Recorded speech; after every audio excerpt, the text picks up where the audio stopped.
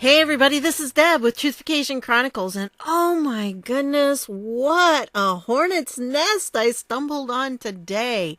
Oh, holy schmoly, I can't believe this. Oh, you start out with something and then it leads to something else, and oh, this one, it is just crazy. And I realize that a lot of you like the very short ones, but this one I just can't get it all in a short period of time because it took me like all afternoon digging through stuff trying to find this and that. Oh, this is crazy, man. Anyway, this is all based on the House Committee on Oversight and Reform. Right now we have, let me find the little membership here. Elijah Cummings is in charge of it, and then Jim Jordan is the ranking member for us. And it's really been interesting for me as a researcher to see how these websites changed when the House went over to the Democrats, because there is just no way on this website right here that you can find the minority side. You can find a list of the members from the Republicans, but you can't find the actual Republican site. There is no link to it whatsoever. And it took me a while to look around and try to find it. So anyway, that's, part of researching, I guess. But let me go through and show this to you. I'm going to put all the links down below so you can bookmark it and you'll have access to the Republican site. You'll know where it's at because, it took me a while to figure it out. So let's go on with what we've got here. This has been a very bizarre day, and lots of things have happened. First of all, here is a hearing that went on. It was the full committee business meeting today. I did not watch it all, but I watched the first part of it, and it's like, ooh, fireworks. Definitely fireworks. So, let's get into what the fireworks were about. This is, again, when you're seeing something on this site, chances are, like if you go to the site and you go click on news, you're going to find stuff that's all from the majority. Okay, so this is all from Elijah Cummings' point of view. White House whistleblower comes forward in Oversight Committee investigation of security clearances. Okay, so I heard about this. They had little articles here and there that I saw glimpses of. And so I thought, okay, let's see what the deal is. Well, there was a woman who came forward as a whistleblower, and she was part of the security clearance procedures in the White House. And she wants to say that there was this scandal because the White House was bypassing the appropriate procedures and they were giving security clearances to people they shouldn't have, and this and that. Okay? So this is about this whistleblower. And again, remember, this is going to be from the majority, which is the Democrats. And so on April 1st is when they had this oversight meeting. And whew, boy, anyway, it went on. This whole whistleblower thing is right here that Elijah Cummings is making it sound like the world is ending. Oh no! In light of the grave reports from this whistleblower and the ongoing refusal of the White House to provide the information we need to conduct our investigation, the committee now plans to proceed with compulsory process and begin authorizing subpoenas starting at tomorrow's business meeting. Okay, now that was on the 1st. The 2nd is today when I'm recording this, and that is what this business meeting was about. That's why there were sparks flying. And so he goes on, and this is part of a letter that he wrote to the White House. The committee respects the president's authority to grant security clearances. However, the White House must respect Congress's co-equal and independent authority to investigate who has been given access to our nation's secrets, how they obtained that access, the extent to which national security has been compromised, and whether Congress should amend current laws to improve national security and enhance transparency over these decisions. Okay, now just keep in mind, okay, that these are the people who did not want all of those testimonies that were done in secret to be released. And it was the Republicans who were saying, like when they did Peter Strzok and Lisa Page and Bruce Orr and all of those people, they wanted those to be public. But it was the Democrats who were dragging their feet and saying, oh, no, no, no, we don't want those released. And of course they didn't, because it's showing up that the Russian collusion thing was a purposeful hoax that was perpetrated on the American people. So they found this woman, and she has come forward as a whistleblower, and she supposedly is going to reveal the corruption in the Trump White House. Okay, that's really the whole thing if you go through it.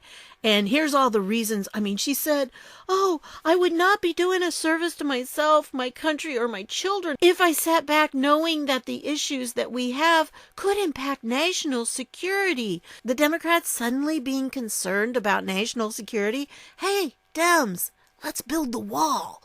That'll help with national security. But oh no, we don't want to do that, do we? But we're going to focus on this. And of course, I'm terrified of going back. I know that this will not be perceived in favor of my intentions, which is to bring back the integrity of the office. Yeah. And this is my last hope to really bring the integrity back into our office. And that is the summary of what she had. Now, there is, oh goodness, let's see if I can find all of these. Oh, I've got lots of tabs open.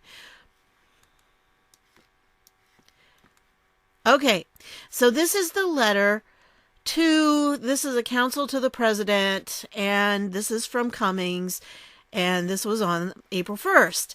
And he's chastising him, first of all, because he hasn't gotten back to him yet, and they wanted to, investigate all these things, and please let us know what's going on, and we have tried and tried. You're not helping us out. You're obstructing us. Obstruct.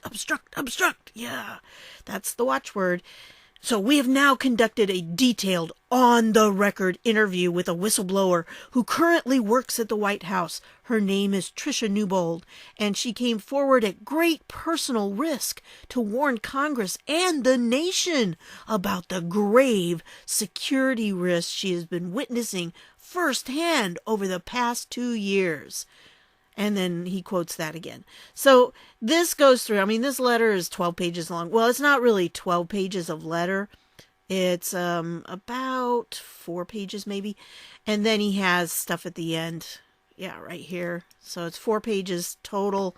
And then he has a memorandum down here and supposedly summarizes some things. Okay, so in this attachment, he's trying to justify what they're doing. Okay, they're trying to make it seem like what Trump did is illegal in blocking all the information that they want. Of course, they always want more than they are supposed to have. So then this is a memorandum that he sent to their committee. And this has been going on for quite a while because there are letters to Whitaker, everything. It's been going back and forth. And so there's this clip of Jim Jordan and his opening statement that is what sparked all this research for me. But before I play it, I want to show you his side of things, because now you kind of know what they're in for, that they're upset because they have been asking the White House to send these people over so they can interview them. So they asked for this Carl Klein to come over, and he served as the personal security director at the White House during the first 2 years of the Trump administration, and who now works at the Department of Defense. Mr. Klein did not respond to letters from the committee on February 11, 2019 and March 18, 2019, asking him to participate in a voluntary interview. The Department of Defense informed the committee that it is deferring to your office regarding Mr. Klein's testimony, but you have repeatedly refused to schedule his interview. And so the committee will depose Mr. Klein about the security clearance practices in place when he was at the White House, the treatment of specific security clearance adjudications during his tenure, and his interactions with the whistleblower. Okay, so now remember, they only have this one woman who is a whistleblower, supposedly, and she is making all these claims, but they don't have anything to substantiate it. They have one person. And while I understand the situation of whistleblowers, you got to have some proof. You have to have some evidence. So they want this guy to come in and to verify what she's been saying. Well, the lawyer said, yes, he can come in, but he's not going to be allowed to answer questions on specific individuals that they had, security clearances for, or that they revoked security clearances for. He won't be able to answer that. He can answer in generalities. Well, that's not enough, of course. Cummings is not happy with that, and he goes through and he puts down all these reasons. Well, he's got to be able to come and do this, and we want to have him talk about, and look at the people that are mentioned. This is what they want. This is their list of things that they want. And so there's this Ms. Newbold listing approximately 25 individuals who were granted security clearances or eligibility to access national security information despite recommendations to deny their applications. And then down here, look at this. Data from the Executive Office of the President People Information Center database for John Bolton, Michael Flynn, Sebastian Gorka, Jared Kushner, John McEntee, K.T. McFarlane, Robert Porter, Robin Townley, and Ivanka Trump, including audit log data. Adjudication summaries for John Bolton, Michael Flynn, Sebastian Gorka, Jared Kushner, John McEntee, K.T. McFarlane, Robert Porter, Robin Townley, and Ivanka Trump. This adjudication summary makes me think that they had to actually go to court, that they were not approved at first, and they had to do more to get them approved. Now, I might be wrong on that. Okay, I'm not a legal person, but if it says adjudication, that to me says judges were involved. So, I don't know. And then, again, they list pretty much the same people here, and they want the post-decisional documents, which, again, supports my idea that this is, had to be adjudicated, had to have judges involved. And the post-decisional documents would be then the judges, review of those and their decisions at the end. So, yeah, same people. And very interesting. Those are the ones they want. Yeah. Interesting. And, of course, we want them by the 5th, which they always like setting these really short deadlines, so there's not enough time to do much. Washington works slowly, but oh no, they're not doing that. So anyway, this was all a buzz and everything, and I thought, okay, I've got to find Jim Jordan's site. And so I finally found it's Republicans-oversight.house.gov. And that was a little tricky, like I said, finding, because there's not a standard for them for the House committees. They don't do the same thing every time. And if you look at like Twitter, I think their Twitter handle is GOP Oversight. And so, it's like, what do you go to? How do you find it? Because there is absolutely no link whatsoever on the main site. And that, I think, is a travesty. There needs to be a link on government sites like this, on like for the House and the Senate. There needs to be a link for Republicans and for Democrats, because if you go to the main site, it only shows the party in power, or at least now it does. I think there was a link before, but I could be wrong. I didn't spend a lot of time on this particular site, so I'm not sure. But anyway, this is a Republican site. So Ranking Member Jim Jordan's statement on Chairman Cummings' reckless use of whistleblower information. And so this is a fairly short statement. Today, Congressman Jim Jordan, ranking member of the House Committee on Oversight and Reform, released the following statement on Chairman Cummings's. Historically, investigations and oversight related to the security clearance process have been conducted in a bipartisan fashion. This was the case when we looked at these issues in the wake of Edward Snowden's leak and how the shooter at Navy Yard obtained a clearance. It is extremely unfortunate and disappointing that Chairman Cummings is now using this sensitive topic as a pretense for a partisan attack on the White House. Chairman Cummings' investigation is not about restoring integrity to the security clearance process. It is an excuse to go fishing through the personal files of dedicated public servants. The process by which this matter has so far progressed has been anything but fair. The interview of Ms. Newbold was conducted on a Saturday morning at 8:30 a.m., and Republicans on the committee were not informed of the interview's topic or witness until 3:30 the day before, leaving little to no time to prepare. Furthermore, the memo mischaracterizes the information shared by Ms. Newbold. For instance, the 25 examples of overruled recommendations by Ms. Newbold heralded by the Democrats include non-political officials such as a GSA custodian.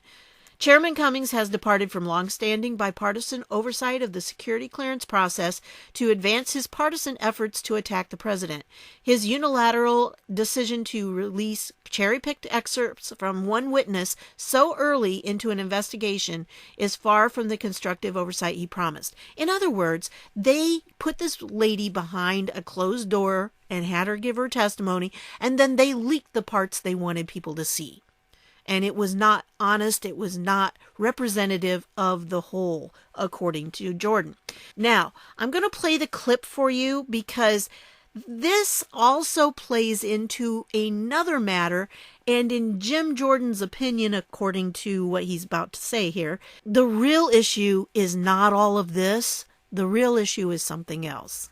And the battle is going on between the two sides here, like little kids fighting over something, and the Democrats are trying to use this kind of leverage that they have to push another issue and another agenda. So there's two different agendas going on here. Anyway, I'll play Jim Jordan's clip here, and then I'll come back and I'll tell you more about the subject that he says it really is about.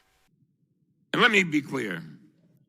Over and over again, I hear these comments about, oh, they're just trying to embarrass the president. No, that is not true. What we're trying to do is protect our secrets. We're trying to make sure we have a process that works. And we have spent, for you who are new here, we've spent a long time over the last session dealing with clearances and information, classified information, trying to make sure it never gets into the hands of the people who it should not be in the hands of. So, again, Ms. Newbold has come forward. She said, please, you got a lady in there in the White House who is begging us to just do our job. And I beg for the same thing. With that, I yield to the distinguished, I yield to the distinguished gentleman, Mr. Jordan, for his opening, for your statement. Thank you, Mr. Chairman. I almost don't know where to start. Almost don't know where to begin. 10 days ago, on a Saturday, you scheduled a transcribed interview with Ms. Newbold on a Saturday and didn't tell the Republicans until the day before. 3:30 the day before, you scheduled a 8:30 a.m. interview for the very next day. At the organizational meeting of this committee, you pledged you would not do that. You said closed-door testimony would be done so that members could attend, but you pick a Saturday on a week we're not even in session and tell us the day before. And then yesterday you issue a press release, hand-pick, cherry-pick parts of her testimony, Ms. Newbold's testimony, and you issue a big memo and a big press release after interviewing one witness. That's how we're going to do investigations in the Oversight Committee? Talk to one person and then issue a big press statement so you can get some headlines? First a Saturday deposition, then yesterday a press release after talking to just one witness where you handpick a few parts of her testimony, and now today we're going to subpoena a guy who just sent us a letter saying he's willing to come here voluntarily. I've been on this committee 10 years. I've never seen anything like this. Oh, please. Never seen anything like this. I haven't. Yeah, you've done it. I haven't. Tell you what else I've never seen. I tell you what else I've never seen. I've never seen a witness come in front of this committee and lie to us 7 times and us not, as a committee, do something about it. Won't do anything about. No more Wilbur Ross statements, please. I'm sorry. We won't do anything about a guy who lied to us 7 times, but we'll schedule a deposition on a Saturday of a week we're not here, notify the minority the day before, do a press release yesterday after talking to just one witness, and then subpoena somebody who's already agreed to come voluntarily. That's how this committee is going to operate. And frankly, it gets worse because we got another resolution with 3 more subpoenas. 3 more subpoenas, one to the Commerce Department for documents, one to the Justice Department for documents, and one to a witness who's already come and set for a transcribed interview, Mr. Gore. The Commerce Department has given us over 11,000 documents. Just 3 weeks ago, the Secretary of Commerce came here, Mr. Ross, 82-year-old Mr. Ross, came here and answered questions for over 6 hours. But that's not good enough. We're going to subpoena documents from Commerce, from Justice, and now subpoena Mr. Gore, who's already set for a transcribed interview. And why are we going to do that? Why are we going to do that? Because the Democrats want to interfere with the court case. 3 weeks from today, the Supreme Court's going to hear arguments about a simple question. On the census, should we ask people if they're citizens of this great country? The Democrats say no. Most Americans think we're already doing it because we are. But the Democrats want to interfere with the court case. And you know why we know they want to interfere in the court case, with the court case? Because they said so. A Democrat member of this committee said, we want to do all this because we want information, quote, that the courts can use. That is as wrong as it gets. So we can't take action for a guy who lied to us, their first big witness at their first announced hearing. We can't take action as a committee for a guy who lied to us 7 times, but we're going to interfere with a court case because we want information to help us in this decision not to put a simple question on the census. This is wrong. I urge all members to oppose both resolutions, to oppose all these subpoenas. Let's have this committee operate the way it's supposed to. Let's do the kind of investigations we're supposed to and historically have done. I urge a no vote on both resolutions. And I would yield now to the gentleman from Tennessee. May I be recognized, Chairman? Thank you, Mr. Chairman. Mr. Chairman, I have a resolution that I'd like to introduce to the committee's immediate consideration. Mr. Chairman, Who's out of time? May I be recognized, Mr. Chairman? Mr. Chairman? Look at it, says 5 minutes. Mr. Chairman, I have a resolution I'd like to introduce to the committee for their immediate consideration. Mr. Chairman, as a matter... I recognize you, Mr. Christian Moresby. Thank you, Mr. Chair. I think it's my time, Mr. Chairman. Man, you were out of time. It just didn't run. That's You all. didn't run the time. And Listen to me. We will get to you right after. Thank you, Mr. Chairman. I'll have a resolution. I got you, Mr. Green. Thank you. I promise you. We don't have to go through all this. Well, I think Mr. Christian Morphy. I think you're making my point that I've not seen. So, Jim Jordan brings it back to the heart of the matter, which is the citizenship question. Yeah, it really does come back to this. Now, I'm sure you probably have heard that Wilbur Ross, who is the Secretary of Commerce, wants to put the question, are you a citizen, on the census. Well, duh. Doesn't that make sense? I mean, it is a census of our citizenship in the United States. And the census is what we use to partition how many House members get from different districts. So if you have a big portion of illegals there, you would be losing a big block of numbers in your citizenship. So it could be that your district might be reproportioned or something like that. And so there are some consequences in how the House is made up with having these people there.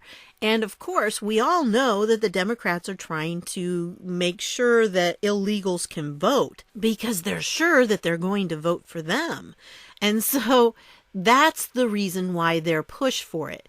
Now, a while back, when Trump first came into office, he put together a committee that was supposed to look at the whole idea of election fraud.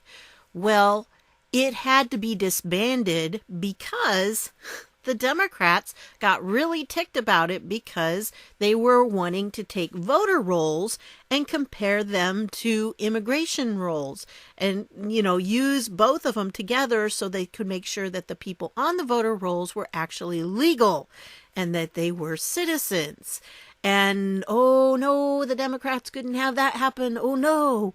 Well, Trump disbanded it, but he put it in under the Department of Homeland Security, and that protected it from being dissolved by the Democrats. So it has still been working. I'm not sure that they've put out any reports or anything, but you can be sure that they have been working at it and they've been trying to get this settled. So it was just one of those things. Now, we used to have on our census, we used to have the question, are you a citizen? And the Democrats got it taken off. And so now we're just trying to put it back on, and the Democrats are fighting it tooth and nail. And that's why they had Wilbur Ross in there for how many hours did Jordan say? I mean, a lot of hours. And the guy is not a spring chicken. So it was really great that he was there. I think 5 hours, something like that. That's a long time to sit there and answer questions and have people drill you. So this is what Jordan says it is. Now, down here, it talks about it, and it has a report. Okay? Jim Jordan put together a report about this. I'm going to read this right here, and then I will show you parts of the report, but I'm not reading the whole thing because it's really long. One of the reasons why Jim Jordan brings this up is because as soon as Wilbur Ross announced that this was what he was going to do, to put the citizenship question on the census, of course, the Democrats sued. You know, that's what they do. And so when they sued, it has gone through courts and everything, and it has reached the Supreme Court. Now, the problem they had is that if he testifies in a congressional hearing, whatever he says can be used in the Supreme Court case. And so there really is a conflict here. You know, they should not be able to interview him in such a way and about a case that is ongoing. I mean, that's really what the heart of it is. So this is what Jim has to say, or this are a couple of points to summarize what the report is about. Democrats are seeking the same information at issue in the Supreme Court litigation. Chairman Cummings is using the authority of the committee to gather documentary and testimonial evidence at the heart of the Supreme Court case. One Democrat member of the committee even proclaimed that the committee's oversight was intended to reveal something that the court can use in the litigation. The decision to hold hearings on matters currently involved in litigation carries the potential to jeopardize the impartiality of judicial proceedings. Democrats should not interfere with ongoing litigation, especially at the Supreme Court. When Chairman Cummings was in the minority, he argued against interfering with ongoing litigation. Outside experts agree that Chairman Cummings should not force Secretary Ross to disclose information at issue in the Supreme Court litigation. And then the report itself, I mean, this thing, 73 pages long. But a lot of it, like from page 11 on, I think, is letters that have been exchanged over the last several months. So it's been going on for a while. And I like this title here, Democrats' Investigation of the Citizenship Question, a transparent attempt to improperly influence the Supreme Court of the United States. And this is the minority staff report. And it was put out just April 2nd today. So this is all brand new stuff. I'm going to read a little bit of this because it's going to make your blood boil. So hang on here. This is the executive summary. Democrats do not want to know how many citizens there are in the United States. Although the Census Bureau has sought citizenship information regularly in the past, Democrats now fear that a full survey of U.S. citizens will hurt their political fortunes for years to come. Liberal state attorneys general and left-wing special interests have sued the Commerce Department to prevent the Census Bureau from reinstating a citizenship question on the 2020 census. The case is now before the United States Supreme Court, which will hear arguments later this month. Chairman Elijah Cummings and Democrats on the Oversight and Reform Committee are now interfering with the Supreme Court's proceedings in favor of the liberal special interests. They are seeking to conduct extrajudicial fact-finding about the Commerce Department's decision to reinstate the citizenship question on the decennial census. After the Supreme Court stopped a deposition with Commerce Secretary Wilbur Ross, Chairman Cummings demanded that Secretary Ross appear before the committee under oath to testify directly on the issues before the Supreme Court. Chairman Cummings is demanding additional documents and testimony from key Commerce Department officials. Did you catch that? It says that the Supreme Court stopped a deposition with the Commerce Secretary because it is part of this going on. And yet Cummings is relentless. He wants to get him under oath and get him in there.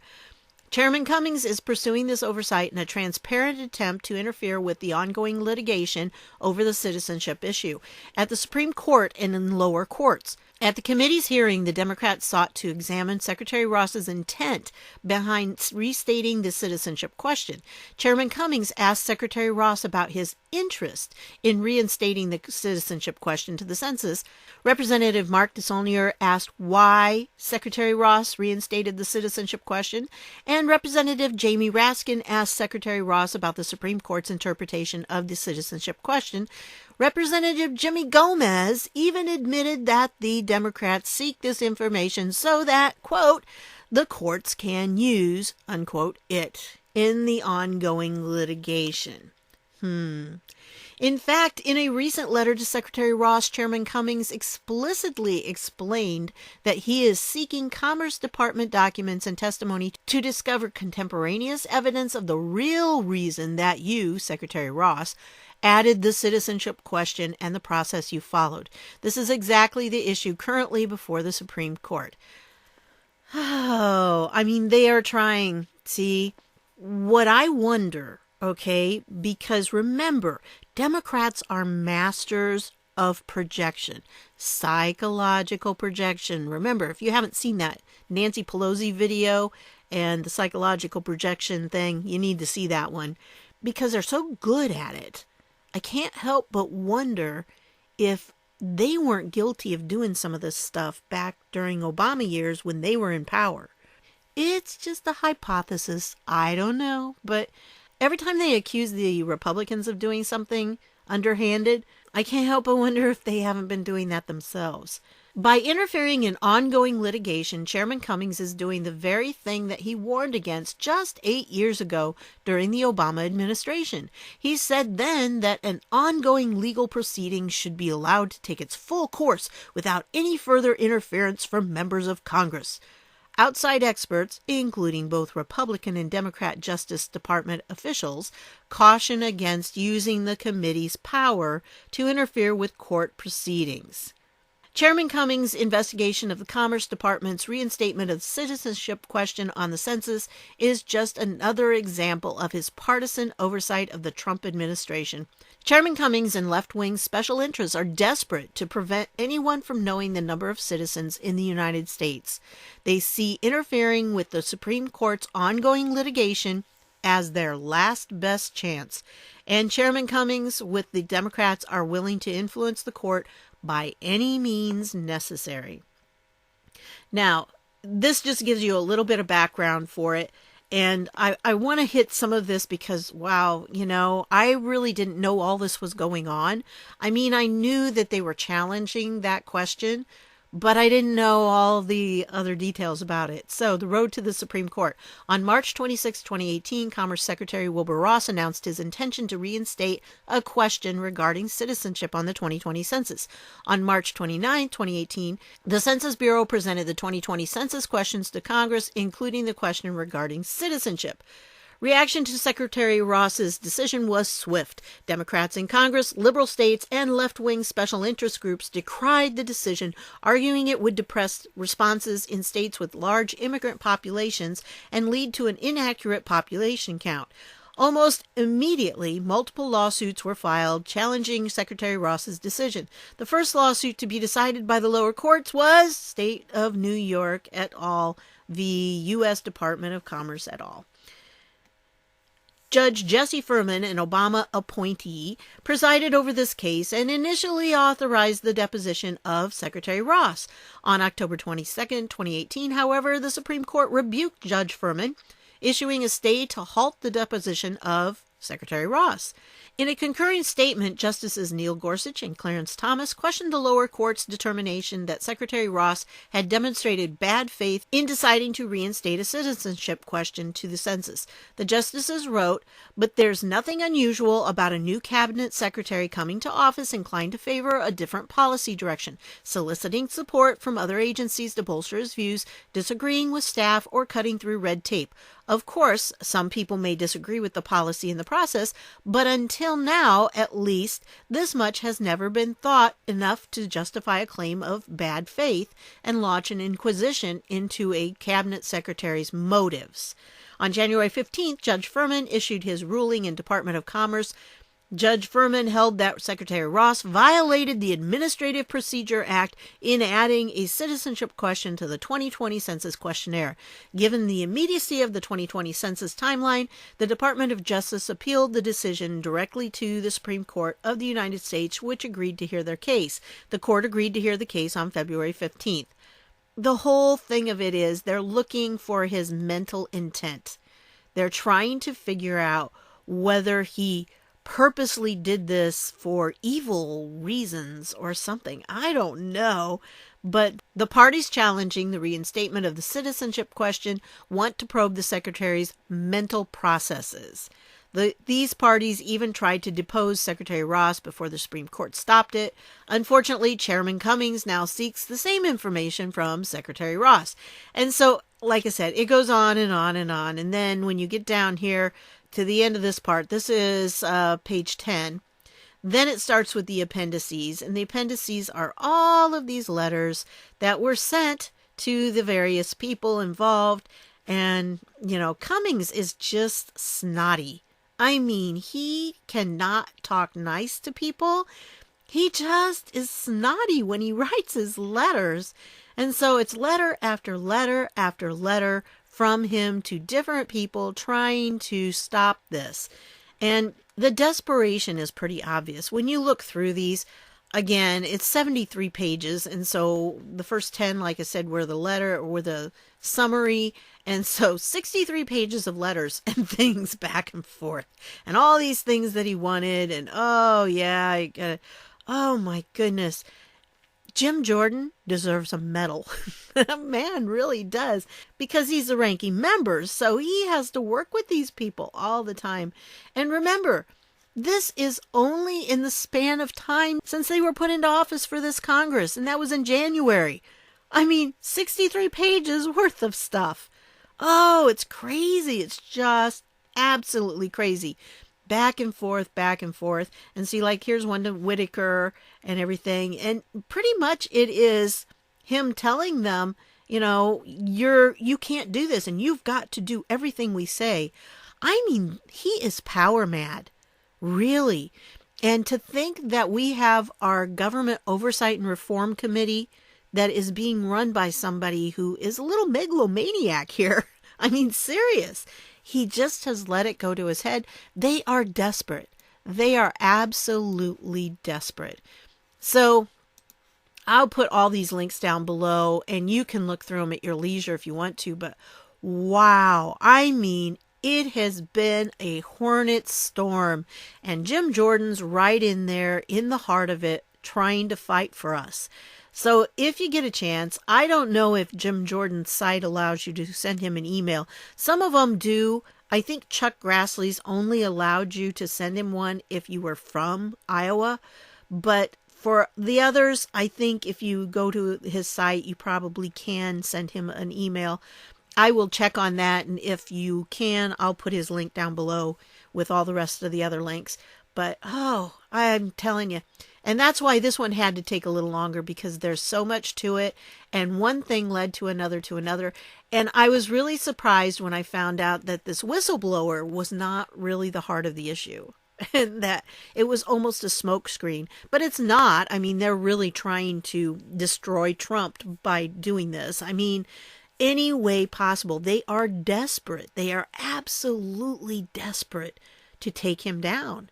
Because they know if they don't take him down, they know what's going to happen. So that's what I wanted to share with you. And I hope you found something interesting in there. Share it with other people, because especially that clip about Jim Jordan, the link to the clip itself is down below so you can watch it. Also, I have the link to the full thing if you really want to watch it. I think it was 5 hours long, the business meeting. I did not watch it all. And it's hard for me to watch Elijah Cummings because he really is just nasty. Did you hear him at the beginning of that clip I played? while Jim Jordan was giving his statement, he's making comments on an open mic in the background. I mean, snotty comments. So, anyway, these people are frustrating. I could not be a politician and have to sit there and work with them. I don't know how people like Jim Jordan keep their cool, because it would just make me so mad every day knowing I had to be in that pit of vipers all the time. So I'm glad I'm not, I'm fortunate I don't have to face that situation. So anyway, that's what I've got for you tonight. I want to thank you for stopping by, and I'll see you all later.